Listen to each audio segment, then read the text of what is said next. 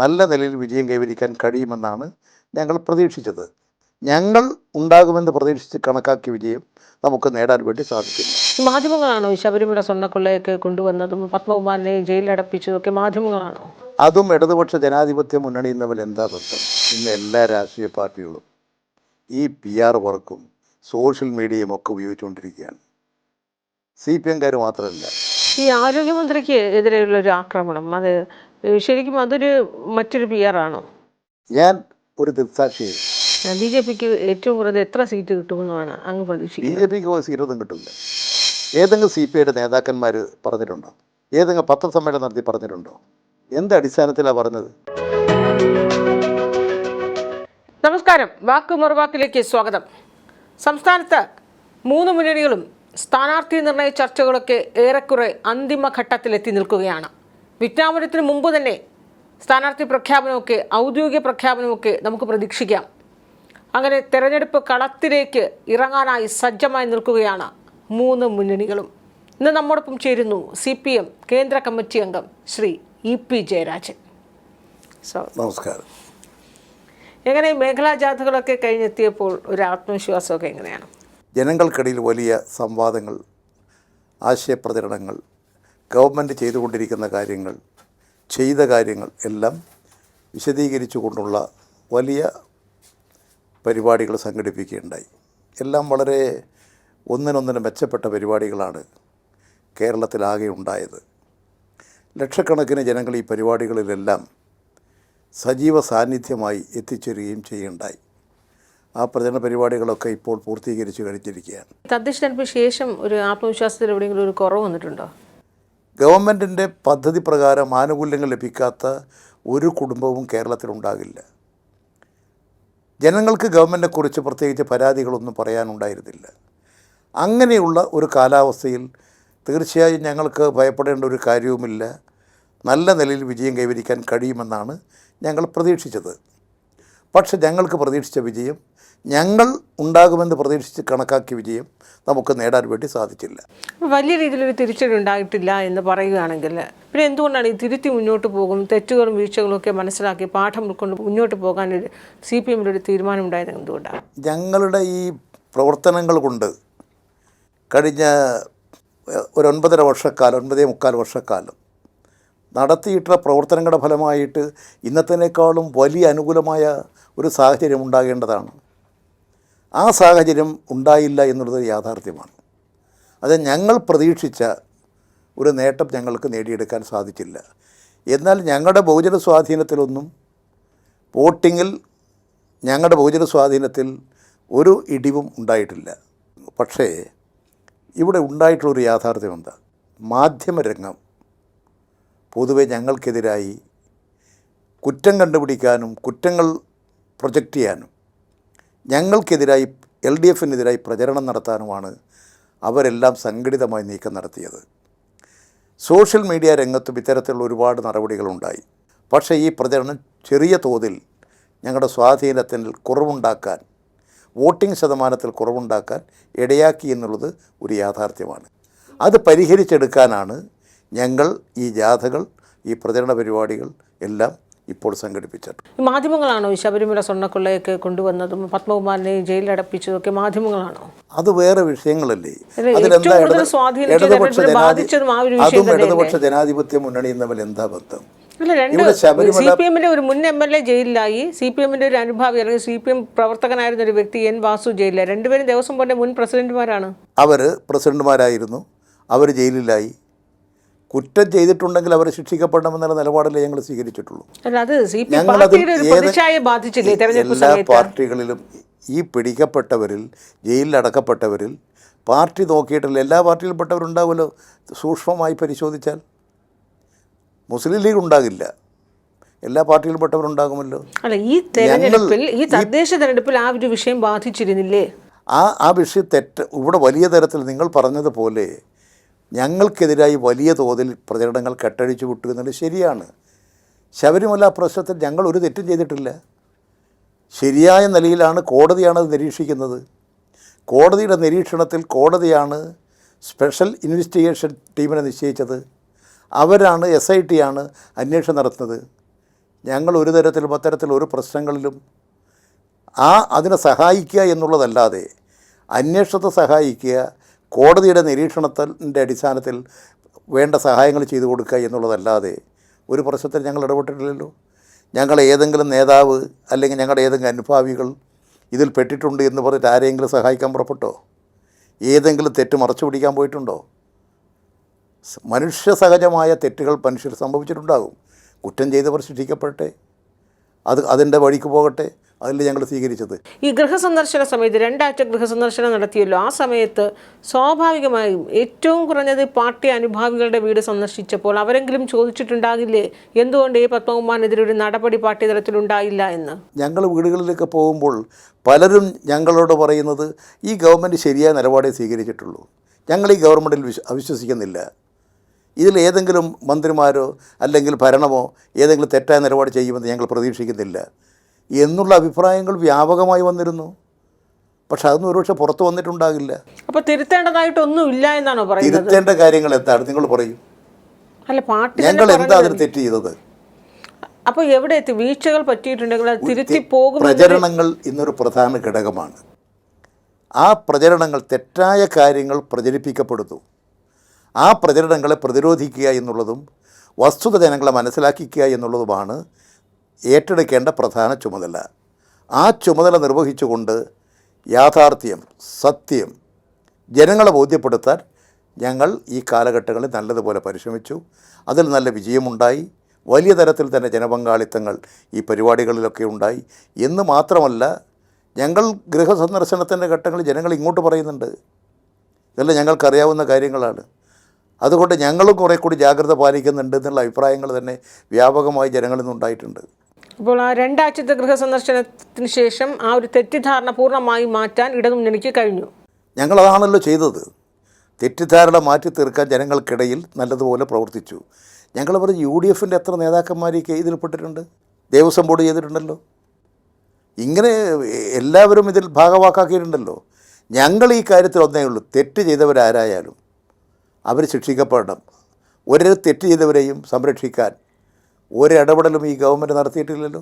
SIT രൂപീകരിച്ചതും SIT അന്വേഷണ സംഘത്തെ നിയോഗിച്ചതുമൊക്കെ സർക്കാരാണ്. അപ്പോൾ ആ SIT അന്വേഷണത്തിൽ ഒരു ഘട്ടത്തിൽ പോലും ഇവരെ ചോദ്യം ചെയ്തതല്ലാതെ ഇവർക്കാർക്കും ജയിലിൽ പോയി കിടക്കേണ്ട ഒരു സാഹചര്യം ഉണ്ടായില്ലല്ലോ. നമ്മളെക്കാളും ഇതിനെ നിരീക്ഷിച്ച് കാര്യങ്ങളിൽ ഇടപെട്ട് പ്രവർത്തിച്ചുകൊണ്ടിരിക്കുന്ന കോടതിയാണ്. ആ കോടതിക്ക് വല്ല പരാതി ഉണ്ടായിരുന്നോ?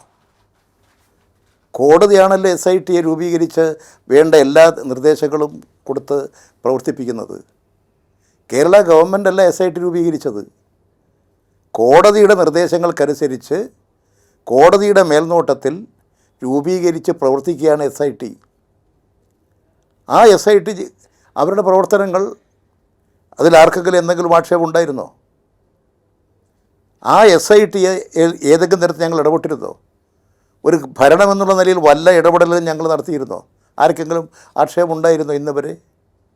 അതാണ് ഞങ്ങളുടെ മാന്യതയും സത്യസന്ധതയും. യുവതീ പ്രവേശനവുമായി ബന്ധപ്പെട്ട ഒരു സത്യവാങ്മൂലം നൽകേണ്ടി വരുന്നൊരു സാഹചര്യത്തിനോട് അടുത്ത് നിൽക്കുകയാണ്. മാർച്ച് 14 ആകുമ്പോൾ സർക്കാരിൻ്റെ നിലപാട് സുപ്രീം കോടതിയിൽ പറഞ്ഞേ പറ്റൂ, പുനഃപരിശോധനാ ഹർജിയിൽ. അത് ഏതെങ്കിലും രീതിയിൽ സർക്കാരിനൊരു സമ്മർദ്ദമാണോ? അല്ല, അത് സർക്കാർ ആലോചിച്ച് സർക്കാർ ചെയ്യേണ്ടതാണ്. സർക്കാരിൻ്റെ നിലപാട് കോടതിയെ അറിയിക്കും, അത്രയേ ഉള്ളൂ. വിശ്വാസികൾക്കൊപ്പം നിന്നുകൊണ്ടുള്ളൊരു നിലപാട് അത് സർക്കാർ തീരുമാനിക്കും. അത് ഞാൻ പറയേണ്ട കാര്യമല്ല. ഒരു സർക്കാർ എന്നുള്ള നിലയിൽ അത് സംബന്ധിച്ച് കോടതി സർക്കാരിനോട് വിശദീകരണം ചോദിച്ചിട്ടുണ്ട്, എല്ലാ രാഷ്ട്രീയ പാർട്ടികളോടും ചോദിച്ചിട്ടുണ്ട്. അതനുസരിച്ച് കോടതിയിൽ എല്ലാവരും അവരവരുടെ അഭിപ്രായങ്ങൾ പറയും, നമുക്കത് കേൾക്കാം. പ്രചാരണത്തിൻ്റെ വേളയിൽ കളത്തിലിറങ്ങി നിൽക്കുന്ന സമയത്ത് ഈ സത്യവാങ്മൂലം ഏതെങ്കിലും രീതിയിൽ തിരിച്ചടിയായി മാറുമോ? ഞങ്ങൾക്ക് ഒരു കാര്യവും ഭയപ്പെടേണ്ടതില്ല. ഞങ്ങളെടുക്കുന്ന നിലപാട് വളരെ വ്യക്തമാണ്, വളരെ സുവ്യക്തമാണ്. അതുകൊണ്ട് ഞങ്ങൾക്ക് ഈ കാര്യങ്ങളിലൊന്നും പ്രത്യേകിച്ച് ഭയപ്പെടേണ്ട ഒരു നിലപാടുമില്ല. ഞങ്ങൾ ഭയപ്പെടുന്നില്ല. ഞങ്ങൾക്കുള്ള കാര്യങ്ങൾ കോടതിയോട് പറയും, ജനങ്ങളോട് പറയും. ഞങ്ങൾ തെറ്റ് ചെയ്യുന്നുണ്ടെങ്കിലേ ഭയപ്പെടണ്ടൂ. തെറ്റ് ചെയ്യാത്തവരെന്തിനാ ഭയപ്പെടുന്നത്? ഈ ഗോവിന്ദമാഷിൻ്റെ യാത്രാ സമയത്ത് ഒരു പെൻഷനുമായി വരികയും അത് പാർട്ടിക്കാർ CPMകാർ തന്നെ തന്ന പൈസ ഞാൻ നൽകുകയാണ് ചെയ്തതെന്ന് പിന്നീട് തന്നെ അദ്ദേഹം അത് മാധ്യമങ്ങളോട് പറയുകയൊക്കെ ചെയ്തു. അപ്പോൾ ഈ PR വർക്കാണ് അതായത് കൃത്യമായി ചമച്ചുണ്ടാക്കിയൊരു PR വർക്കാണ് എന്ന രീതിയിലൊക്കെയാണല്ലോ പ്രചരണം. ഇന്ന് എല്ലാ രാഷ്ട്രീയ പാർട്ടികളും ഈ PR വർക്കും സോഷ്യൽ മീഡിയയും ഒക്കെ ഉപയോഗിച്ചുകൊണ്ടിരിക്കുകയാണ്. CPM-കാർ മാത്രമല്ല, സോഷ്യൽ മീഡിയയിൽ എല്ലാവരും എൻട്രി ഉള്ളതാണ്. ഇന്ന് എല്ലാവരും അത് കൈകാര്യം ചെയ്തുകൊണ്ടിരിക്കുകയാണ്. അന്ന് അതിൻ്റെ കാര്യങ്ങൾ വളരെ വ്യക്തമായിരുന്നു. പിന്നെ അതിനെ വ്യാഖ്യാനിക്കാനും അതിൻ്റെ മേലെ വിവാദം ഉണ്ടാക്കാനും ബോധപൂർവമായ ചില ശ്രമങ്ങൾ നടന്നോട്ടെ. ഞങ്ങൾക്കുള്ള കാര്യങ്ങൾ പറയാമെന്ന് മാത്രമേ ഉള്ളൂ. ഞങ്ങളുള്ള കാര്യങ്ങൾ ജനങ്ങളുടെ മുമ്പാകെ പറഞ്ഞു, അത്രയേ ഉള്ളൂ. ഞങ്ങൾക്ക് അങ്ങനെ കാണിക്കേണ്ട കാര്യം എന്താ? അതിങ്ങനെ ഒരാൾ അത്രയും വിശ്വാസമുണ്ടെങ്കിൽ അങ്ങനെ ഒരു വ്യക്തിയെ കൊണ്ട് എന്തിനാണ് പറയിപ്പിക്കാൻ? ഞങ്ങൾക്കതിൻ്റെ ആവശ്യം എന്താ? ഇത് 62 ലക്ഷം ജനങ്ങൾ അനുഭവിക്കുന്നൊരു പ്രശ്നമല്ലേ? അതിങ്ങനെ ഒരാളെ കൊണ്ട് പറയിപ്പിക്കേണ്ട കാര്യം ഞങ്ങൾക്കെന്താ ഉള്ളത്? ഇനി ഏതെങ്കിലും ഒരാൾ ഇത് വന്ന് ഇങ്ങനെ ചെയ്യുന്നു, അങ്ങനെ സഹായം ചെയ്യുമ്പോൾ അത് ഞങ്ങളെന്തിനാ നിരാകരിച്ച് നിങ്ങൾ വന്ന വഴിക്ക് പോയിക്കോട്ടെന്ന് വാങ്ങി അയാൾക്ക് തന്നെ കൊടുത്ത അയാൾ വളരെ പാവപ്പെട്ട മനുഷ്യനാണെന്നുള്ളത് കൊണ്ട് അയാൾക്ക് തന്നെ തിരിച്ചു കൊടുത്തു. എത്ര ന്യായമായിട്ടുള്ള മര്യാദക്കുള്ള കാര്യമാണ് ചെയ്തത്. അതിനെ പിന്നെ വ്യാഖ്യാനങ്ങളായി, പിന്നെ അതിൻ്റെ മേലെ വിവാദങ്ങളുണ്ടാക്കി. ഇതെല്ലാം ഇന്നത്തെ സോഷ്യൽ മീഡിയ ഉപയോഗിച്ചുകൊണ്ട് PR വർക്കിൻ്റെ ഭാഗമായി സംഘടിപ്പിച്ചുകൊണ്ടിരിക്കുകയാണ്. അതിലൊരു പാർട്ടിയും വിമുക്തമല്ല എന്ന കാര്യം നമുക്കൊക്കെ അറിയാം. അപ്പോൾ അങ്ങ് തന്നെ പറഞ്ഞു PR വർക്ക് ഇല്ലാതെ ഇപ്പോൾ ഒരു രാഷ്ട്രീയ പാർട്ടിക്ക് മുന്നോട്ട് പോകാൻ കഴിയുകയില്ല. അപ്പോൾ ഈ CPM-ൻ്റെ സോഷ്യൽ മീഡിയ വിങ്ങിലോ ഡിജിറ്റൽ മീഡിയയിലോ എവിടെയെങ്കിലുമൊക്കെ അവർക്കൊരു വീഴ്ച പറ്റിയെന്നൊരു വിലയിരുത്തലുണ്ട്. സോഷ്യൽ മീഡിയയിൽ ഞങ്ങൾക്ക് കേരളത്തിൽ ജനങ്ങൾക്കിടയിൽ നല്ല സ്വാധീനമുള്ളൊരു പാർട്ടിയാണ്. ഞങ്ങളുടെ പാർട്ടി ഘടകങ്ങളും ദൈനംദിനമായി, ഇത് മാത്രമല്ല, ഒട്ടനവധി കാര്യങ്ങൾ ദൈനംദിനമായി നാടുമായി ഇടപെട്ട് പ്രവർത്തിക്കുന്ന പാർട്ടിയാണ് CPM. അതുപോലെ വേറൊരു പാർട്ടിയില്ല, വേറെ ഒരു പാർട്ടിയില്ല. നിങ്ങൾ നമ്മുടെ നാട്ടിൽ നോക്ക്, എവിടെയെങ്കിലും ഒരു ഇലക്ട്രിക് പോസ്റ്റിൽ സ്ട്രീറ്റ് ലൈറ്റ് കത്തുന്നില്ല. എവിടെ നേരെ വരിക? CPM-ൻ്റെ ഓഫീസിലാണ്. അല്ല, ഞങ്ങളുടെ സ്ട്രീറ്റ് ലൈറ്റ് കത്തുന്നില്ല, വാട്ടർ കണക്ഷൻ കിട്ടുന്നില്ല, വൈദ്യുതി കണക്ഷൻ എന്തെങ്കിലും തകരാറ് സംഭവിക്കുന്നു, നേരെ അവർ വരിക CPM-ൻ്റെ ഓഫീസിലാണ്. ഞങ്ങളവിടെ വെള്ളമില്ല, ഞങ്ങളവിടെ വിളിച്ചുമില്ല. നാട്ടിൽ ഒട്ടനവധി കുടുംബ പ്രശ്നങ്ങളുണ്ട്. ഇവർ ഏത് ഓഫീസിലാണ് പോവുക? അവർ വരുന്ന CPM-ൻ്റെ ഓഫീസിലാണ്. അത് CPM-കാരായിരിക്കില്ല. ജനങ്ങളൊരു പ്രതീക്ഷയാണ് പാർട്ടി ഓഫീസുകൾ. അങ്ങനെ ജനങ്ങൾക്കിടയിൽ പ്രവർത്തിക്കുന്ന പാർട്ടിയാണ്. ഈ സോഷ്യൽ മീഡിയയെക്കാളും ജനങ്ങൾക്കിടയിൽ ഇറങ്ങി പ്രവർത്തിച്ചിട്ടുള്ളൊരു അനുഭവമുള്ള പാർട്ടിയാണ്. ആ പാർട്ടിക്ക് ഇങ്ങനെ സംഭവിക്കാൻ പാടില്ലാത്തതാണ്. ഞങ്ങളിത് ഇങ്ങനെ താൽക്കാലികമായി എന്തെങ്കിലും നേട്ടത്തിന് വേണ്ടി ഉപയോഗിക്കുകയല്ല ചെയ്തത്. നാടിൻ്റെ നന്മയെ ലക്ഷ്യമാക്കി, ജനങ്ങളുടെ ക്ഷേമത്തെ ലക്ഷ്യമാക്കി ഞങ്ങൾ ഒരുപാട് കാര്യം ചെയ്തു. ഇങ്ങനെ തെരഞ്ഞെടുപ്പിൽ വോട്ട് നേടാനും അതിനനുസരിച്ച് കാര്യങ്ങൾ നടത്താനുമല്ല ഞങ്ങൾ ശ്രമിച്ചത്. ജനങ്ങളുടെ ക്ഷേമമാണ് ഞങ്ങളുടെ ലക്ഷ്യം. അതിനാണ് ഞങ്ങൾ ഏറ്റവും പ്രാധാന്യം കൊടുത്തത്. ആ പ്രാധാന്യം കൊടുത്തപ്പോൾ എതിരാളികളാകട്ടെ ഇതെല്ലാം തെറ്റായി വ്യാഖ്യാനിക്കാനും എതിരായി പ്രചരണം നടത്താനും അവർ ശ്രമിച്ചു. അല്ല, CPM-ൻ്റെ ഇടയിൽ തന്നെ ഈ റിസൾട്ട് വന്ന അന്ന് നിങ്ങളുടെ മുൻ മന്ത്രിയായ MM മണി തന്നെ പറഞ്ഞില്ലേ പെൻഷൻ വാങ്ങിയിട്ട് തിരിച്ചു കുത്തിയെന്ന്? അതൊന്നും നമ്മളങ്ങനെ ഒരു പാർട്ടി കാഴ്ചപ്പാടായിട്ടൊന്നും കാണണ്ട. ഇപ്പോൾ ചിലപ്പോൾ ചില വികാരങ്ങൾക്ക് അടിമപ്പെട്ട്, കാരണം ഒരുപാട് കാര്യങ്ങൾ ചെയ്യുന്നു. ഞങ്ങൾക്കിങ്ങനെ വന്നല്ലോ, മനുഷ്യനാണ്. ചിലപ്പോൾ അതിൻ്റെ അടിസ്ഥാനത്തിൽ സ്വാഭാവികമാണ്, മനുഷ്യരാണ്. ചിലപ്പോൾ ചില അഭിപ്രായങ്ങൾ പ്രകടിപ്പിച്ചേക്കാം. അതൊരു പാർട്ടി നയമാണെന്നൊന്നും വ്യാഖ്യാനിക്കരുത്. ഈ മേഖലാ ജാഥകൾ പരാജയമായിരുന്നു എന്ന് CPI അങ്ങനെ ഒരു വിലയിരുത്തലുണ്ടല്ലോ? ഒരിക്കലും CPI അങ്ങനെ വിലയിരുത്തിയിട്ടില്ല. അതാണ് ഞാൻ പറയുന്നത്. ഇവിടെ നടന്നുകൊണ്ടിരിക്കുന്ന ഒരു പ്രവണതയാണിത്. ഏതെങ്കിലും CPIയുടെ നേതാക്കന്മാർ പറഞ്ഞിട്ടുണ്ടോ? ഏതെങ്കിലും പത്രസമ്മേളനം നടത്തി പറഞ്ഞിട്ടുണ്ടോ? അവരുടെ ഏതെങ്കിലും സ്റ്റേറ്റ്മെൻറ്റിലുണ്ടോ? എന്ത് അടിസ്ഥാനത്തിലാണ് പറഞ്ഞത്? വലിയ രീതിയിൽ ശ്രദ്ധ കിട്ടാതെ പോയി എന്നൊരു വിലയിരുത്തലുണ്ടോ? എങ്ങനെ ശ്രദ്ധ കിട്ടാതെ? നാട് മുഴുവൻ അറിഞ്ഞിട്ടുള്ളതല്ലേ, എല്ലാവരും കാണുന്നതല്ലേ. ഞങ്ങൾ കൂടുതൽ ഇനിയും ജനങ്ങളിലേക്ക് ഇറങ്ങി ചെല്ലണം, ഇനിയും കൂടുതൽ ജനങ്ങളുമായി ബന്ധപ്പെടണം, ഇനിയും കൂടുതൽ ജനങ്ങൾക്ക് ജനക്ഷേമപരമായ കാര്യങ്ങൾ ചെയ്യണം. ഈ നാട്ടിലെ ജനങ്ങൾ ഞങ്ങളെ പ്രതീക്ഷിച്ചുകൊണ്ടാണ് അവരുടെ ജീവിതം രൂപപ്പെടുന്നത്. അതുകൊണ്ട് തന്നെ ഞങ്ങളുടെ പാർട്ടിയും ബഹുജനങ്ങളും തമ്മിലുള്ള അഭേദ്യമായ ബന്ധമുണ്ട്. അതൊന്നുകൂടി ശക്തിപ്പെടുത്തണം. എല്ലാവരുടെയും ക്ഷേമമാണ് ഞങ്ങളുടെ ലക്ഷ്യം. ആ ലക്ഷ്യത്തിലേക്കാണ് ഞങ്ങൾ യാത്ര ചെയ്യുന്നത്. ഈ ആരോഗ്യമന്ത്രിക്ക് എതിരെയുള്ളൊരു ആക്രമണം, അത് ശരിക്കും അതൊരു മറ്റൊരു PR ആണോ? കഴിഞ്ഞ വർഷം ഞാൻ ഒരു ദൃക്സാക്ഷിയായിരുന്നു. മുഖ്യമന്ത്രി കണ്ണൂരിൽ നിന്ന് വിമാനത്തിൽ തിരുവനന്തപുരത്തേക്ക് വരുന്നു.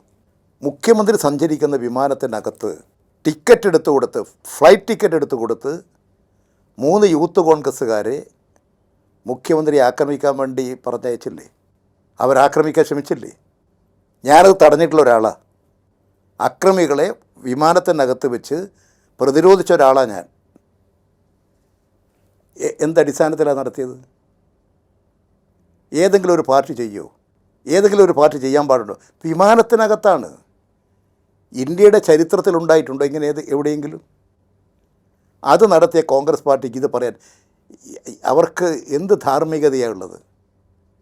ഇവിടെ ഞാനത് എനിക്കെൻ്റെ മറ്റൊരു ഡീറ്റെയിൽസൊന്നും എനിക്ക് അറിഞ്ഞുകൂടാ. കണ്ണൂർ പിന്നെ റെയിൽവേ സ്റ്റേഷനിൽ മന്ത്രി വരുന്നു. കരിങ്കൊടി വീശാനോ പ്രതിഷേധിക്കാനോ ഉള്ള അവകാശമൊന്നും ഞങ്ങളാരും നിഷേധിക്കുന്നൊന്നുമില്ല.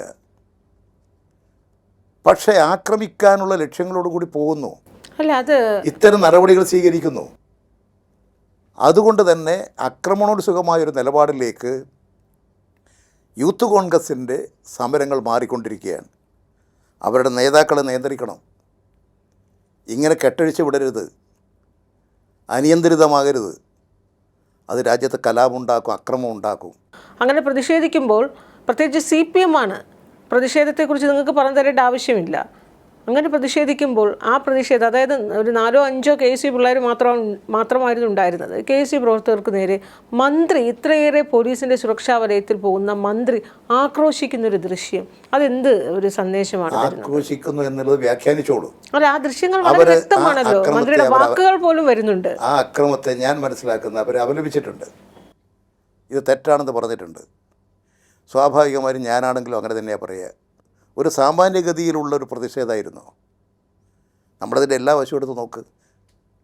പ്രതിഷേധിക്കാനുള്ള ഒരാളുടെ സ്വാതന്ത്ര്യത്തെയും ഇവിടെ എല്ലാ നേതാക്കന്മാരെയും നമ്മൾ കരിങ്കൊടി കാണിക്കുന്നത് കാണാറില്ലേ? ഒരു പരിപാടിയിൽ പങ്കെടുക്കാൻ വരുന്നു, തിരിച്ച് അവർ മടങ്ങിപ്പോകുന്നു റെയിൽവേ സ്റ്റേഷനിൽ. അതാ ഞാൻ പറഞ്ഞ വിമാനത്തിൽ പോകുന്ന മുഖ്യമന്ത്രി വിമാനത്തിനകത്ത് കയറി ആക്രമിക്കാൻ പോയവരാ. ഇത് റെയിൽവേ തീവണ്ടിയിൽ കയറി ആക്രമിക്കുക, അതിനു വേണ്ടി പോകുക. പ്രതിഷേധമുണ്ടാകുമ്പോൾ പരിപാടിയുള്ള സ്ഥലത്തല്ലേ പ്രതിഷേധമുണ്ടാകുന്ന? അങ്ങനെയല്ലേ? ഒരു പരിപാടി നടക്കുന്നിടത്ത് മന്ത്രി വരുന്നു, അല്ലെങ്കിൽ അവിടെ പ്രതിഷേധ ജാഥ നടത്തുന്നു. മനസ്സിലാക്കുക, ഇതാണോ? അവർ പരിപാടിയെല്ലാം കഴിച്ച് തിരിച്ച് വീട്ടിലേക്ക് പോവുമല്ലേ, നാട്ടിലേക്ക് പോവുമല്ലേ, തിരുവനന്തപുരത്തേക്ക് മടങ്ങല്ലേ? അപ്പോഴാണല്ലോ അപ്പോഴാണ് ഈ കരിങ്കൊടി എടുത്ത് പ്രതിഷേധിക്കേണ്ടത്. അവിടെ ഏതെങ്കിലും ഒരു പൊതുപരിപാടിയുടെ ഉദ്ഘാടനം ഉണ്ടോ?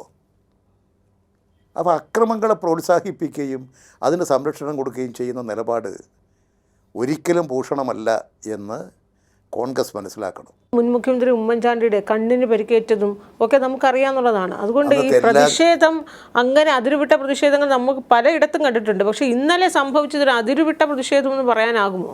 മുഖ്യമന്ത്രി ഉമ്മൻചാണ്ടിക്ക് നേരെ പ്രതിഷേധം ഉണ്ടായിട്ടുണ്ട്, ശരിയാണ്. അദ്ദേഹത്തിന് പരിക്കേറ്റ ദൃശ്യങ്ങളിലുണ്ട്, പക്ഷേ ഇവിടെ ദൃശ്യങ്ങളിലില്ല. ഇത് കേരളത്തിൽ ഒട്ടനവധി സംഭവങ്ങൾ ഉണ്ടായിട്ടുണ്ട്. ആകെ ഒരു ഒറ്റപ്പെട്ട സംഭവം അല്ലത്. കേരളത്തിലെ മന്ത്രിമാർക്ക് നേരെ ഏതെല്ലാം തരത്തിലുള്ള പ്രതിഷേധങ്ങൾ ഉണ്ടായിട്ടുണ്ട്. പക്ഷേ ആക്രമണോത്സുകമായ ഒരു നിലയിലേക്ക് കാര്യങ്ങൾ പോവുകയാണ്. ഉമ്മൻചാണ്ടിക്ക് നേരെയുള്ളതിനെ അന്ന് തീർച്ചയായും എല്ലാവരും അപലപിച്ചതാണ്. ഒരിക്കലും അത്തരത്തിലുള്ള സംഭവങ്ങൾ ഉണ്ടാകരുത്. അതല്ലേ നമ്മൾ പറയേണ്ടത്, സ്വീകരിക്കേണ്ടത്. ഒരു ജനാധിപത്യ പാർട്ടി എന്നുള്ള നിലയിൽ ഒരക്രമങ്ങളെയും പ്രോത്സാഹിപ്പിക്കരുത്. അതാണ് നമ്മൾ മനസ്സിലാക്കേണ്ട കാര്യം. ഇവിടെ ഞങ്ങൾ സ്വീകരിക്കുന്നത് ഒരക്രമങ്ങളും ഏത് ഭാഗത്തുനിന്നും ഉണ്ടാകരുത്. നമ്മുടെ സമാധാന ജീവിതം തകർക്കരുത്. ഒരു ഗവൺമെൻറ്റിൻ്റെ ഉത്തരവാദിത്വമാണ് ഇവിടെ സമാധാനം കാത്തു സൂക്ഷിക്കേണ്ടത്. ഞങ്ങളുടെ ഉത്തരവാദിത്വമാണ്. ആ സമാധാനം കാത്തു സൂക്ഷിക്കാൻ തന്നെയാണ് ഞങ്ങൾ അങ്ങേയറ്റം പരിശ്രമിച്ചുകൊണ്ടിരിക്കുന്നത്, അങ്ങേയറ്റം ക്ഷമയോടുകൂടി പെരുമാറുന്നത്. പക്ഷേ അത് ആരോഗ്യമന്ത്രിയുടെ ഭാഗത്തുനിന്നുണ്ടായ ആശുപത്രിവാസവും പരിക്ക് ഒക്കെ തികച്ച അപഹാസ്യമായ നാടകമെന്നാണല്ലോ ഇപ്പോൾ പ്രതിപക്ഷം പറഞ്ഞുകൊണ്ടേയിരിക്കുന്നത്. പ്രതിപക്ഷം അതല്ലാതെ ഇതൊക്കെ ഉണ്ടായി എന്ന് അവർ സമ്മതിക്കുമോ? കാരണം അതിന് പ്രതിപക്ഷം പറയുന്നത് തന്നെ ദൃശ്യങ്ങളൊന്നുമില്ല, തെളിവ് അല്ല. അതെ ഞാനിപ്പോൾ അതിൻ്റെ കാര്യങ്ങളിലേക്കല്ല പോകുന്നത്. ഇതെല്ലാം ഉണ്ടായതാണ് എന്ന് അല്ല, ഉണ്ടായതാണ് എന്ന് അവർ സമ്മതിക്കുമോ? ഇല്ലല്ലോ. ആക്രമിക്കാൻ പോയാൽ ഞങ്ങൾ ആക്രമിക്കാൻ പോയി എന്ന് അവർ പറയുമോ? ഇവിടെ ഉള്ള കാര്യങ്ങൾ നടന്നു. അതിൻ്റെ ഭാഗമായിട്ടുള്ള എല്ലാ കാര്യങ്ങളും എല്ലാവർക്കും കാണാനും മനസ്സിലാക്കാനും കഴിഞ്ഞു. ഒരു യാഥാർത്ഥ്യമാണ് ഇവിടെ സംഭവിച്ചിട്ടുള്ളത്. ഒരു മന്ത്രിക്ക് നേരെ, അതാ ഞാൻ പറയുന്നത്, ഇതിൻ്റെ നിങ്ങൾ ഒരു പരിപാടിക്ക് പോകുന്ന അവസരത്തിൽ ഒരു ഉദ്ഘാടന വേദിയിൽ ഉദ്ഘാടനത്തിൻ്റെ അടുത്ത് ഇങ്ങനെയൊക്കെ നടന്നാൽ മനസ്സിലാക്കുക. ഇതെല്ലാം പരിപാടിയും കഴിഞ്ഞിട്ട് മന്ത്രി തിരിച്ചു പോകുന്ന അവസരത്തിൽ തീവണ്ടിക്ക് കയറാനും തീവണ്ടി റെയിൽവേ സ്റ്റേഷനിലേക്കും ഈ അക്രമവുമായി കടന്നു പോകുന്ന ഏതിൻ്റെ അടിസ്ഥാനത്തിലാണ്? ഏതിനെ ന്യായീകരിക്കാൻ പറ്റുക? തിരിച്ചു പോവുമല്ലേ. പ്രതിഷേധം അങ്ങനെ തിരിച്ചു പോകുമ്പോൾ അവർ പിന്നാലെ കയറി തീവണ്ടി കയറിയിട്ട് പ്രതിഷേധിക്കലാണ്. വ്യക്തിപരമായിട്ടുള്ള ആക്രമണ സ്വഭാവമല്ലേ ഇത്? അതല്ലേ ഇവിടെയും നടന്നിട്ടുള്ളത്. അപ്പോൾ അതൊന്നും പ്രോത്സാഹിപ്പിക്കരുത് കോൺഗ്രസ് പാർട്ടി. താൽക്കാലിക ലാഭത്തിന് വേണ്ടി ഇങ്ങനെയുള്ള നടപടികളിലേക്ക് പോകുന്നത് വളരെ വളരെ ദോഷം ചെയ്യുന്നവർ മനസ്സിലാക്കണം. ഈ തെരഞ്ഞെടുപ്പ് സമയത്ത് BJP വലിയ പ്രതീക്ഷയിലാണ് സംസ്ഥാനത്ത്. BJPക്ക് ഏറ്റവും കുറഞ്ഞ എത്ര സീറ്റ് കിട്ടുമെന്നാണ് അങ്ങ് പ്രതീക്ഷിക്കുന്നത്? BJPക്ക് സീറ്റൊന്നും കിട്ടില്ല. തിരുവനന്തപുരം ജില്ലയിൽ വലിയ കണക്കുകൂട്ടല്ല. BJP കണക്ക് തന്നെ കൂട്ടാ, പക്ഷെ BJPക്ക് കൂടെ സീറ്റൊന്നും കിട്ടില്ല. തദ്ദേശ തെരഞ്ഞെടുപ്പിൽ ഒരു കോർപ്പറേഷൻ, തലസ്ഥാന കോർപ്പറേഷൻ ഭരിക്കുന്ന പാർട്ടിയാണ് BJP. കോർപ്പറേഷൻ ഭരിച്ചോട്ടെ, അതുകൊണ്ട് അസംബ്ലി സീറ്റ് അവർ കിട്ടില്ല. കേരളത്തിൽ ഇന്ന് കേരള നിയമസഭയിൽ ഒറ്റ സീറ്റുമില്ല BJPക്ക്. അത് തന്നെ ഇവിടെ തുടരും. സ്ഥാനാർത്ഥി ദിന ചർച്ചകളൊക്കെ ഏത് ഘട്ടം വരെ എത്തി? പ്രമുഖർക്ക് 2 ടൈം വ്യവസ്ഥയുടെ ഇളവ് ഉണ്ടാകുമെന്ന് പ്രതീക്ഷിക്കാമോ? ഞങ്ങൾ അങ്ങനെ ഒരു നിലപാട് മുൻപ് എടുത്തിട്ടുണ്ട്. അതെല്ലാം പൊതുവെ പുതിയ ചെറുപ്പക്കാർ ആളുകൾ കടന്നു വരണം. അപ്പോൾ മുതിർന്നവർക്ക് ഇളവ് വേണ്ട എന്നാണോ? പഴയതും പുതിയതുമായിട്ടുള്ള തലമുറകൾ തമ്മിൽ ഒത്തുചേരുന്നതാണ് നേതൃത്വം. അതിൻ്റെ ഫലമായിട്ട് തന്നെ പഴയവരും ഉണ്ടാകാം, പുതിയവരും ഉണ്ടാകാം. പക്ഷേ പുതിയ ചെറുപ്പക്കാരെയൊക്കെ പരിഗണിക്കപ്പെടാൻ ഈ നിയമസഭ അതിൻ്റെ വേദികൾ പരമാവധി ഉപയോഗപ്പെടുത്തണം. അവർക്ക് പ്രോത്സാഹനമുണ്ട്, അവർ വളർന്നു വരട്ടെ. ഈ കണ്ണൂർ ജില്ലാ കമ്മിറ്റി നൽകിയ പട്ടികയിൽ KK ശൈലജയുടെ പേര് അതിനകത്തില്ല എന്നാണല്ലോ വാർത്തകളൊക്കെ പുറത്തു വരുന്നത്. ഞങ്ങളെ കണ്ണൂർ ജില്ലാ കമ്മിറ്റി ഒരു പട്ടികയും തയ്യാറാക്കിയിട്ട് ഒരാൾക്കും കൊടുത്തിട്ടില്ല. അപ്പോൾ ഇത് വരുന്ന വാർത്തകളൊക്കെ അടിസ്ഥാനരഹിതമായ വാർത്തകളാണ്. ഞങ്ങൾ ഒരാൾക്കും കൊടുത്തിട്ടില്ല. കൊടുക്കാത്തത് എങ്ങനെ ആർക്കെങ്കിലും ഊഹിച്ച് എന്തെങ്കിലും എഴുതുന്നുണ്ടെങ്കിൽ ഞങ്ങൾ ബാധ്യസ്ഥരാണ്. അങ്ങ് ഇത്തവണ മത്സരരംഗത്തുണ്ടാകൂ? ഞാനിപ്പോൾ നിയമസഭയിലില്ല, പാർലമെൻറ്റിലില്ല. കാരണം ഞാൻ 3 ടേം MLA ആയി, മന്ത്രിയായി.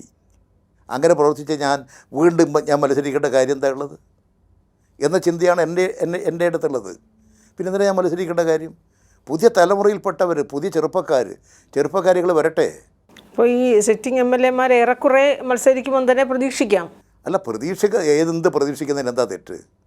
ഏതും നമുക്ക് പ്രതീക്ഷിക്കാമല്ലോ. നടക്കൂല എന്നുള്ളത് രണ്ടാമത്തെ കാര്യമല്ലേ. എന്തും ആഗ്രഹിക്കാം, എന്തും പ്രതീക്ഷിക്കാം.